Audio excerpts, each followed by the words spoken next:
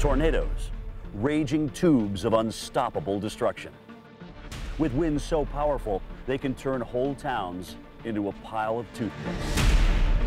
If you find yourself in the path of a tornado, knowing where to take shelter could save your life. Scenes like this happen all too often when large, destructive tornadoes hit towns across America, leaving them in utter destruction.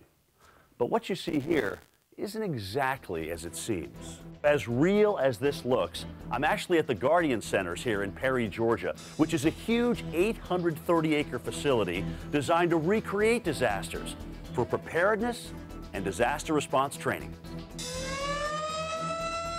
Scott, as a first responder, what would you recommend when a tornado warning is issued? The most important two things. Number one, heed the warning. Don't ignore it. Number two, seek shelter immediately. In an interior windowless room or down in a basement. If you're underground, we at least have a chance to get you out. I've been in dozens and dozens of aftermath situations, but I've never been through a tornado.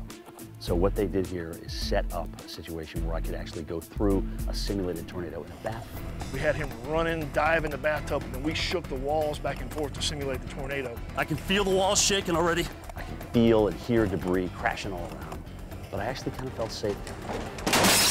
While I used a mattress in my simulation, a blanket is definitely another option and most likely easier to grab. And remember, if you don't have a basement, go to an interior closet, hallway, or bathroom on the lowest floor in the structure.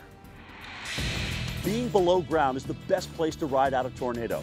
After the strongest tornadoes, it's not unusual to see entire buildings collapsed on top of basements or underground shelters. When this happens, survivors need help to get out from under the debris. One of the things we wanted to demonstrate to Jim was what it's like to rescue a live victim using listening devices to look for victims buried under the rubble. Somebody help me! I hear a woman, I hear a girl. Once Jim located the victim with the listening device, we drilled a hole through some of the concrete in the rubble.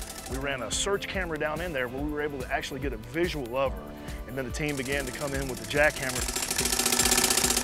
We created a big hole in the concrete, large enough for us to pull her up through and rescue her from the void space.